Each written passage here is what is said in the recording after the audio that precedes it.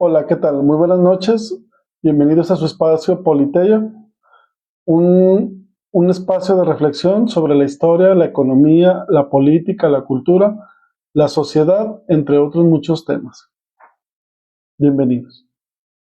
Hoy los invito a que se queden con nosotros en el episodio número 13, que es el capítulo número 3 de mi novela Vida, que tiene por título El Destino. Espero que les guste y comenzamos.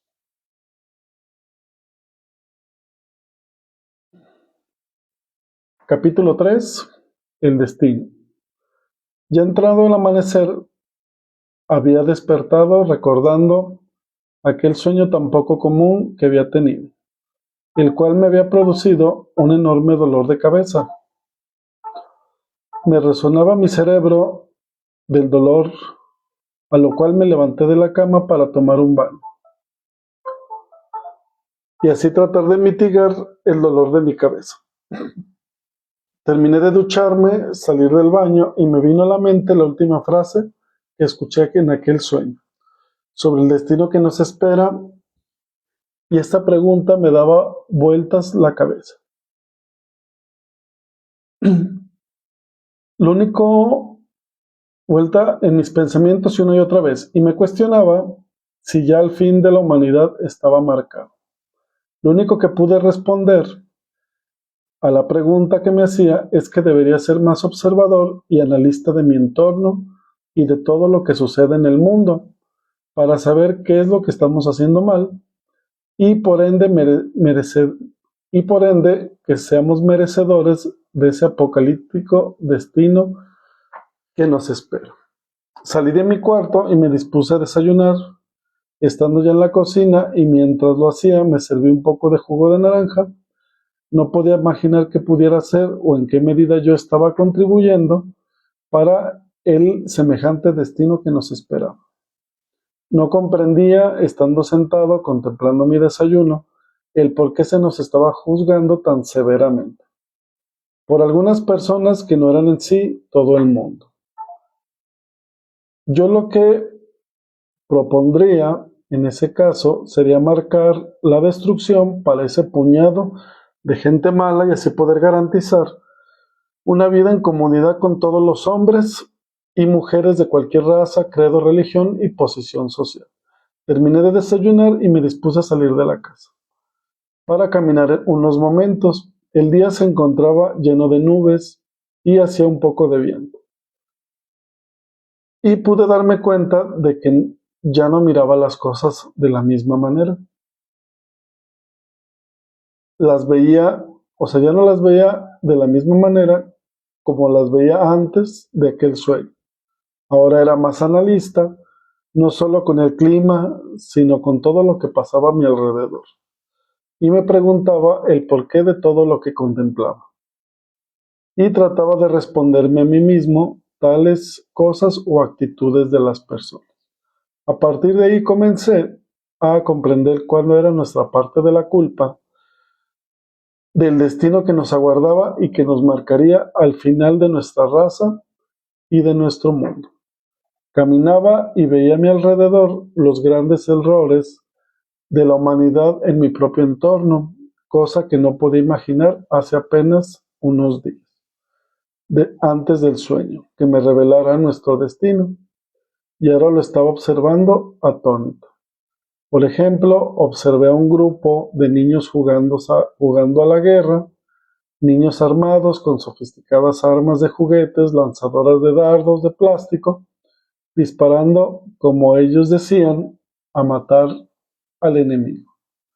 Nosotros los adultos que pregonamos tanto el rechazo a la violencia, que consideramos a la guerra un acto cruel y sin sentido, algo que está fuera de toda lógica, y entonces me pregunto, ¿por qué hombres tan racionales inducimos a nuestros niños a la violencia, comprándoles juguetes en formas de armas sofisticadas que son una réplica exacta de armas que en otras partes del mundo asesinan sin miramientos a niños, hombres y mujeres, y nosotros, en reconocimiento a ese poder destructivo, las hacemos juguetes, para que la disfruten nuestros niños.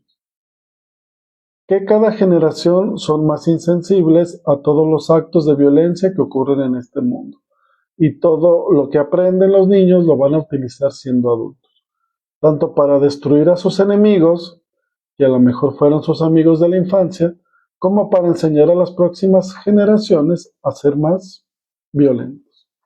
Seguí mi camino observando y analizando a detalle todo lo malo que hemos hecho a nuestro vivir cotidiano, y a lo largo de mi andar pude ver algo que me sorprendió y no lo podía creer.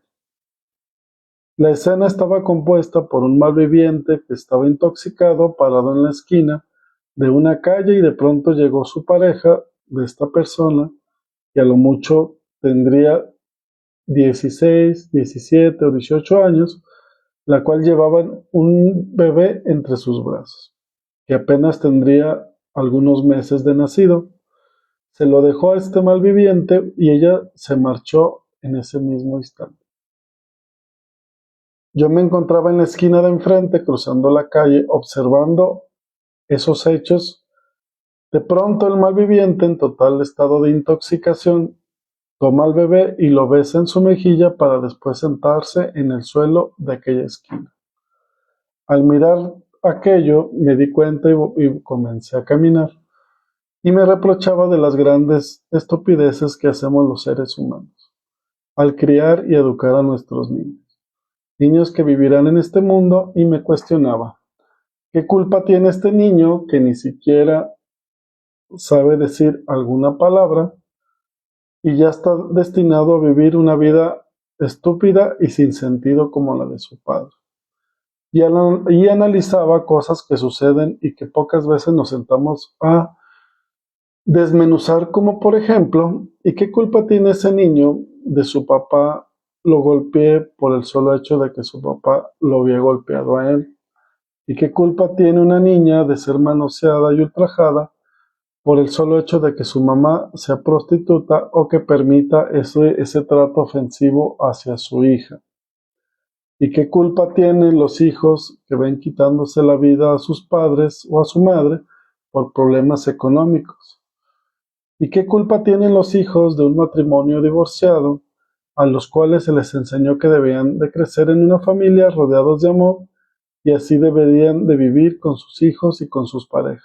Y de pronto, todo aquel mundo que se les creó a base de consejos y enseñanzas se ven destruidos por un divorcio, en cual nadie les preguntó nada, pero que al mismo tiempo son los más afectados. ¿Y qué culpa tienen los niños que son enseñados a cometer los mismos errores que cometieron sus padres? Y entonces me surge la duda, ¿para qué venimos a este mundo?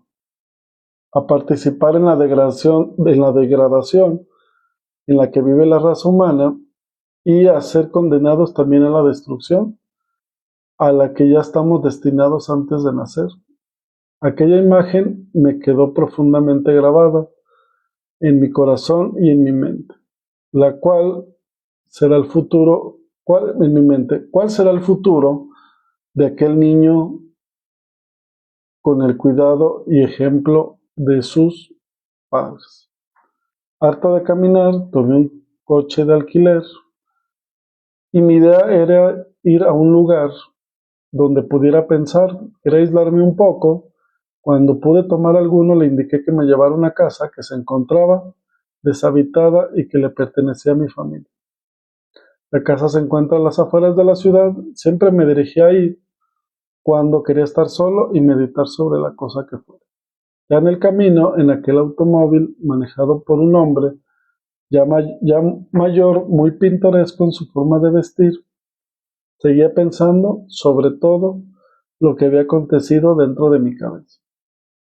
Dentro de la Cuando de pronto, en el cruce de un semáforo donde indicaba alto, el taxi se detuvo. Había una glorieta dentro de la avenida, y a un lado se encontraba una mujer de aspecto indígena dándole leche materna a un pequeño bebé en sus brazos. Y alrededor de ella se encontraba otros 5 niños, los cuales eran de edades muy cortas. los cuales se encontraban sucios y con huellas de desnutrición. Con sus ojos llenos de angustia y de